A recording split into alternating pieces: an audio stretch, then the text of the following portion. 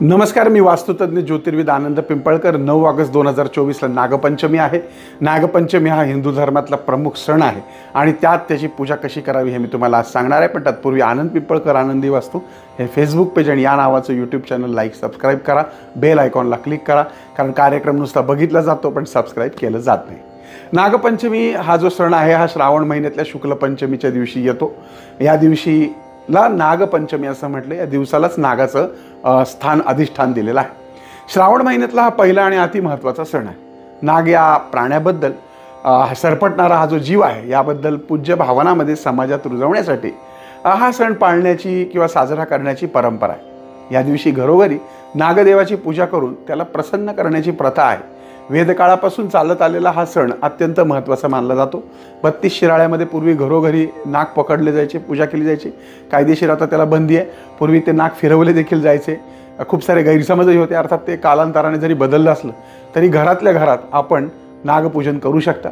सकाळी लवकर उठून घराची स्वच्छता करा, नित्यकर्म करा, अंघोळ वगैरे करून स्वच्छ नवीन वस्त्र अलंकार धारण करा आणि तुम्ही नागाचं पूजन करा। तुम्ही काय करा, पाट घ्या, पाटावरती तुम्ही कापड टाका आणि हळद आणि चंदनाची जर पावडर असेल तर त्याचा नाग आणि नागिण आणि त्याच्या पिलाचं चित्र काढा। मग तुम्ही चंदनाने नाग नागिण काढा आणि त्याची 5 पिलं काढली तरी चालतील, 5 काढली तरी चालतील। त्यांना दूध, लाया, आघाडा, दुर्वा वाहून पूजा करा। दूध, साखर, उकडीची पुरणाचे दिंडाचा नैवेद्य दाखवा।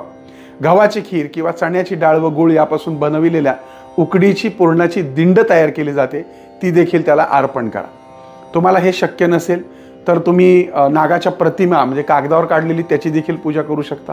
हेही शक्य नसेल तर हल्ली पितळ्याचे नाग पूजेसाठी मिळतात, ते सुद्धा आपण पूजे ठेवू शकता।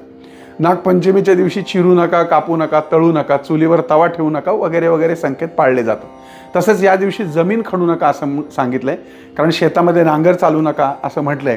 कारण का, तर त्या नांगराने कुठेही नागाला किंवा त्याच्या घराला इजा होऊ नये। अर्थात आपण खूपच उपकार मानणारा आपला धर्म आहे आणि नाग जर नसतील तर शेतीवाडीचं बॅलन्सिंग अनबॅलन्स होऊन जाईल, कारण नाग उंदराला मोठ्या प्रमाणामध्ये फस्त करतात आणि आपला शेतीप्रधान देश आहे। यामागे एक आख्यायिका आहे, भरपूर आहेत, म्हणजे 4-5 की बाबा कधीपासून नागपंचमी किंवा साजरी करण्यात आली। कालिया नागाचा जो पराभव श्रीकृष्णाने केला आणि तो वर आला त्या नागाच्या मस्तकावरती आणि तो दिवस हा शुद्ध पंचमीचा होता आणि म्हणून त्या दिवसापासून नागपूजा प्रचारात आली आहे असं देखील म्हटलं जातं। खूप साऱ्या आख्यायिका आहेत, त्यातला हा एक आहे। मुळामध्ये नाग हे 9 नाग आहेत किंवा 8 नाग हे बहुतांशी मानले जातात। अनंत हा एक नाग आहे, ही नावं आहेत नागांची। वासुकी, पद्मनाभ, कंबल, शंखपाल, धृतराष्ट्र, तक्षक आणि कालिया या 8 नागांची या दिवशी पूजा केली जाते।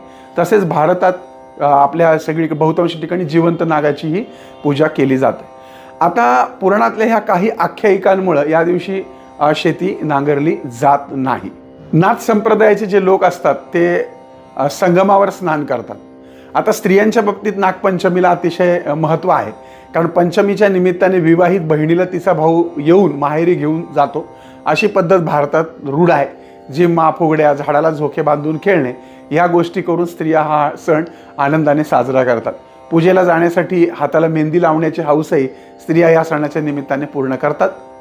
याची अजून एक अशी आख्यायिका आहे की एका शेतकऱ्याच्या नांगराच्या फाळ्याने नागिणीची 3 पिल्लं मृत्युमुखी पडली आणि त्यामुळे तो नाग चिडला आणि त्यामुळे त्या दिवशी शेतकरी आपल्या शेतात नांगरत नाही, कोणी खणत नाही, भाज्या चिरायच्या नाहीत वगैरे वगैरे अशा प्रकारची प्रथा आहे। पण नंतर ती जी शेतकरीण होती तिनं या नागाला भाऊ मानलं आणि पुन्हा ती त्याच्यातनं तिचा संसार हा सुखाल किंवा खुशहाल झाला आणि म्हणून नाग हा एक प्रकारे स्त्रियांचा भाऊच आहे। त्यामुळे ज्या स्त्रियांना भाऊ नाही त्यांनी नागाची पूजा जरूर करावी असं म्हटलं गेलंय। नागपंचमीच्या दिवशी खेडेगावामध्ये महिला घर सारवतात, दारात रांगोळी काढली जाते, काही महिला उपवास करतात, भिंतीवर देखील काही ठिकाणी कुंकवाचे नाग काढले जातात। एक मात्र आहे की या नागांना दूध, लाया आणि गावाच्या खिरीचा नैवेद्य दाखवून आमची प्रार्थना स्वीकार करा असं म्हणायचं। याशिवाय पुण्यामध्ये दगडी नागोबाचं मंदिर आहे। याशिवाय अनेक प्राचीन मंदिरांमध्ये तुम्ही गेलात तर बाहेर तुम्हाला दगडी नागोबाच्या प्रतिमा ह्या एकमेकांमध्ये गुंतलेल्या दिसतात। आमच्या जर पूर्वजांचा विचार केला तर हे नाग एक प्रकारची DNA-चीच रचना आहे। त्यामुळं ह्या DNA-च्या रचनेचीच किंवा आपल्याकडे सुद्धा आपल्या शरीरामध्ये एक सर्पिणीसारखी जी कुंडलिनी बसलेली आहे तर ती देखील DNA अशाच पद्धतीची आहे आमचे पूर्वज हे खूपच विज्ञानाभिमुख होते हेच यातून कळतं. नागपंचमीच्या दिवशी हा जो नाग आहे शेतकऱ्यांचा उपयुक्त नाग, हा याच्याप्रती असलेली ही शुद्धता भावना आहे ही या ठिकाणी साजरी करण्याची आहे. तुम्ही जरूर नागाची पूजा करा. तुमच्या लहान लहान मुलांना नागाचं महत्त्व सांगा, नाग कसा असतो तो दाखवा आणि निश्चितच पुढच्या पिढीला हा वारसा पुढे न्या. निश्चितच या नागाची कृपा आपल्यावरती होईल. ओम साईराम.